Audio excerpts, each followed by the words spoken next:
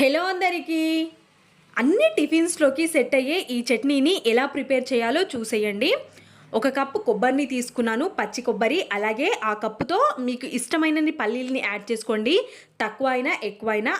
అలాగే ఒక 5 ఎండుమిర్చి, అలాగే ఒక 4 రెబ్బల వరకి వెల్లుల్లి, జీలకర్ర, సాల్ట్‌ని వేసుకొని మిక్సీ పట్టేసుకోండి మెత్తగా.